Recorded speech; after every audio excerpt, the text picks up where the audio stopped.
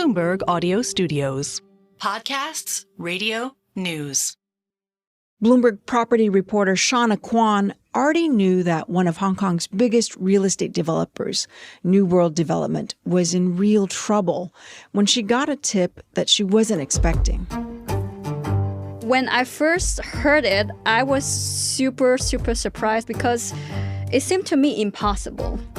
Even amid a dramatic wipeout of the Hong Kong property market, New World stood out. It was deeper in debt than any other major developer in the territory. And last month, it was expected to announce its first annual loss in 2 decades.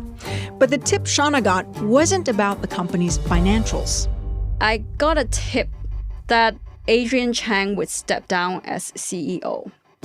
Adrian Cheng is a third-generation scion of New World, a grandson of the company's main founder. He had been named CEO of the family's flagship property business in 2020. It had been expected that he was going to take over his family's entire conglomerate, which spans beyond property development into hotels and jewelry and other ventures. The family's empire is valued at around $20 billion, and the 44-year-old Cheng seemed poised to run it all. But now this tip that Shawna had received cast doubt on all of that.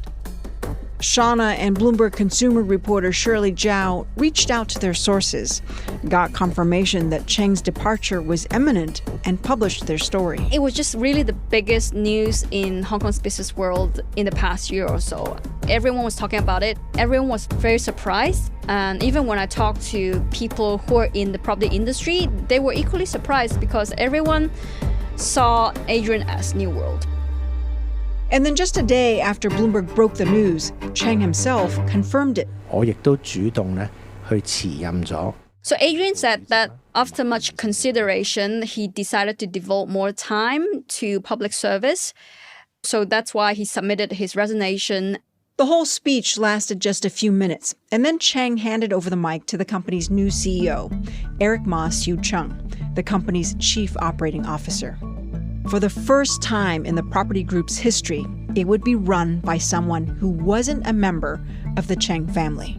When you look at all the other property developers in Hong Kong, they are still being led by the offspring of the founder, someone with the same surname. But then now we have a Ma leading New World. That is a Cheng business. So that is very unusual.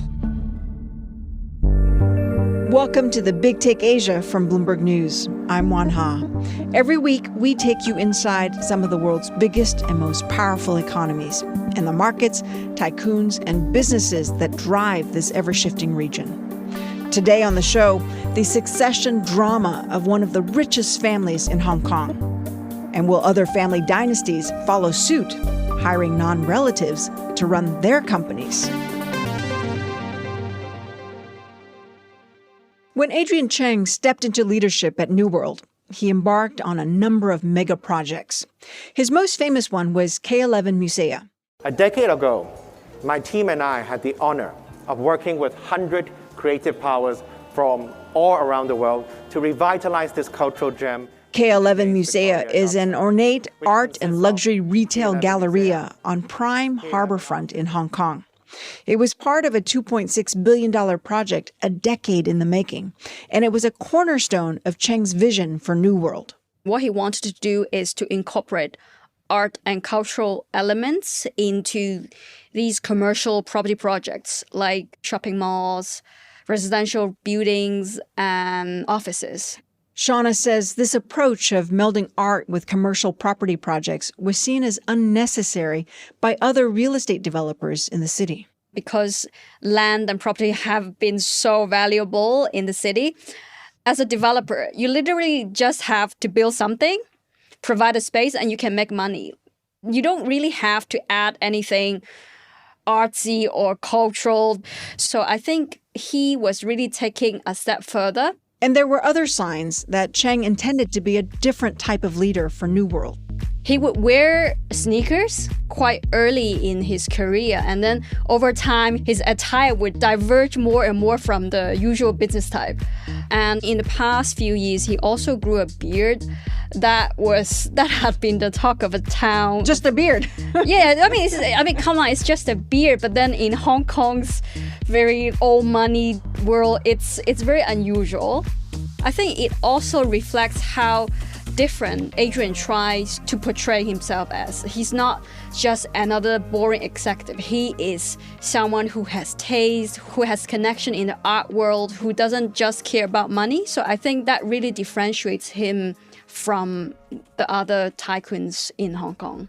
Cheng also became known for being one of the most aggressive property investors in town. Under his leadership, New World poured billions into a number of major real estate projects, from a sports center that Hong Kong hopes will one day attract the likes of Taylor Swift to a sprawling shopping and entertainment complex at the airport. On top of that, New World was also snapping up land in mainland China, particularly the Greater Bay Area, an economic hub integrating Hong Kong with Shenzhen and other cities in southern China. Here's Cheng speaking to Bloomberg TV in 2021 about the company's China ambitions. New World is actually the earliest dominant player in Greater Bay Area since 2016. We have spent over $30 billion in acquiring 1.5 million square meter of land.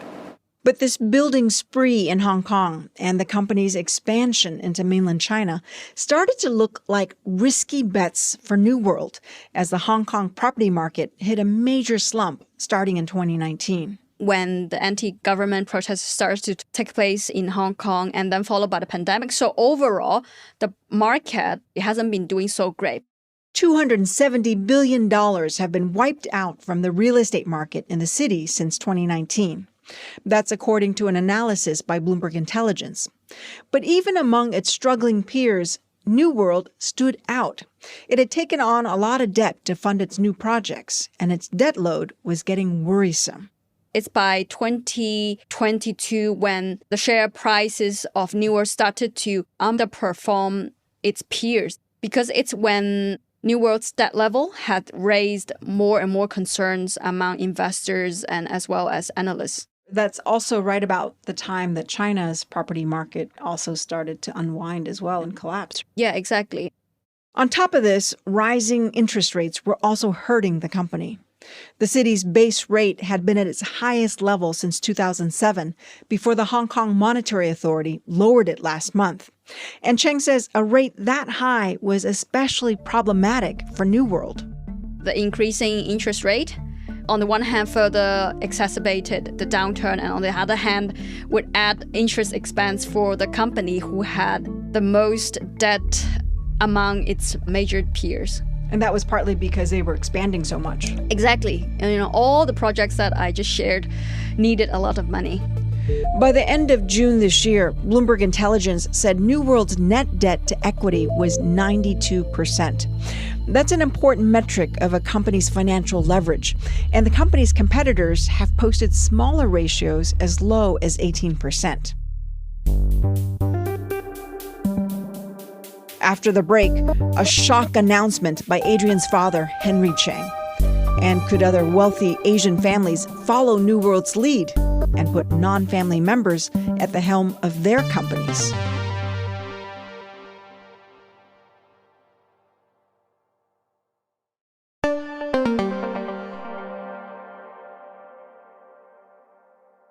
Under Adrian Cheng, New World had expanded aggressively in China and was working on two of the biggest retail developments in Hong Kong.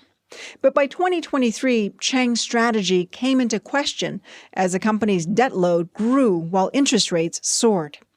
By last November, New World's stock had hit a 20-year low. That same month, Adrian's father, Henry Cheng, made an announcement on television that shook Hong Kong. 我覺得揾呢個人呢唔係易揾，如果揾到呢，我就非常之高興。 Henry, who had been very low-key in the past few years, went on TV, out of the blue, saying that he hadn't found a successor and he was still looking for a successor. And then the whole of Hong Kong was very confused. Like, what? Hasn't it been Adrian the whole time? When asked about the remarks, Adrian's sister, Sonia Cheng, who manages the Rosewood Hotel chain, as well as the family's jewelry group, said that all family members work together for the benefit of the company. And a cousin denied family infighting. New World declined to comment to Bloomberg about Henry Cheng's remarks at the time. But now, less than a year later, Adrian's resignation as CEO appears to confirm that the successor role that once seemed promised to him is no longer on the table. Although Adrian Cheng said he resigned on his own accord, Shawna told us she heard a different explanation for his departure, that his father and other family members weren't happy with his leadership. Basically, like, he got pushed out by the family. And our sources say that Henry himself hasn't been very satisfied with Adrian's spending habits and also the fact that he got the company into a lot of debt. Sources told Bloomberg that as New World's performance floundered, the Cheng family began to express concern that Adrian was spending too much time on cultural pursuits, including those involving K11 Musea. After stepping down, Cheng remains as a non-executive vice chairman at New World and said he'll continue to contribute to the commercial strategy of the K11 brand. Meanwhile, Shawna said she expects to see more of Henry Cheng, who had taken a back seat to his son in recent years.